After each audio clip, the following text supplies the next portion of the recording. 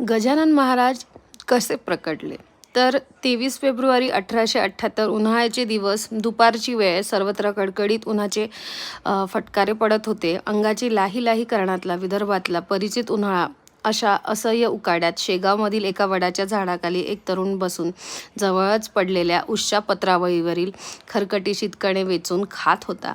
देविदास पातुरकरांच्या मुलाचा ऋतुशांतीचा विधी चालू होता. त्यानिमित्ताने भोजनाच्या पंक्ती उठत होत्या. जेवून गेलेल्यांच्या उष्ट्या पत्रावळी वाड्याबाहेरील वडाच्या झाडाजवळ टाकल्या जात होत्या. तेथे तो तरुण शांतपणे त्यामधील शितकणे वेचून खाऊ लागला. बंकटलाल अग्रवाल व त्यांचा मित्र दामोदर कुलकर्णी यांनी तेथून जाताना ते दृश्य पाहिले आणि ते तेथेच थांबले.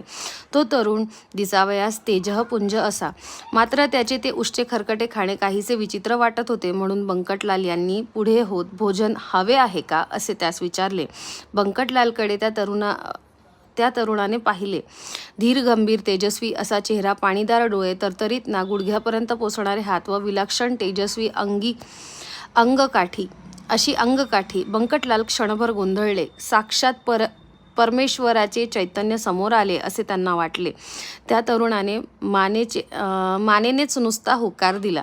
बंकटलाल यांनी देविदास पंतांकडून जेवण आणले व पत्रावळ त्याच्या समोर ठेवली.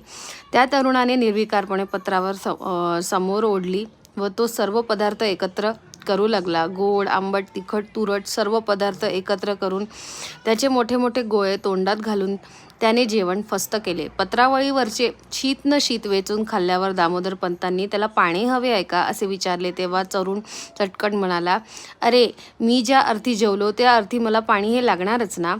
गुराढोरांना सुद्धा जेवल्यावर पाणी पितात. ओशाळवाणे होत दामोदरपंत देविदास पंतांच्या वाड्यात पाणी आणावयास गेले. तोपर्यंत त्या तरुणाने शेजारच्या ओढ्यावर जाऊन तेथेच पाणी पिऊन घेतले. हे दृश्य पाहताच दामोदरपंत म्हणाले, अहो, मी तुमच्यासाठी स्वच्छ सुमधूर पाणी आणले आहे. तुम्ही पीत असलेले पाणी गढूळ व घाणेरडे आहे, अस्वच्छ आहे. तो तरुण त्या अस्वच्छ पाण्याची ढेकर देत म्हणाला, अहो विद्वान, पाणी हे शेवटी पाणीच. शुद्ध असलं तरी काय, अशुद्ध असलं तरी काय फरक पडतो. आपलं मन सर्वप्रथम शुद्ध असावयास हवं. तुमचं मन घाणेरडं असेल तर जगही तुम्हाला अस्वच्छ घाणेरडं दिसेल ना. मात्र मन स्वच्छ असेल तर तुम्हाला उकिरड्यातही स्वर्गच दिसू लागेल. बंकटलाल व दामोदरपंत दोघेही ओशाळले. या तरुणाने आज आपणास एक चांगलीच शिकवण दिली. याचे भान राखून त्याला नमस्कार करण्याचे ठरविले. मात्र त्यांच्या मनातील भाव ओळखून तो तरुण तेथून भरधाव पळत सुटला व पळता पळता दिसेनासा झाला. अशा तऱ्हेने अचानकपणे शेगावात दिसलेला तो तरुण पुढे श्री गजानन म्हणून प्रसिद्धी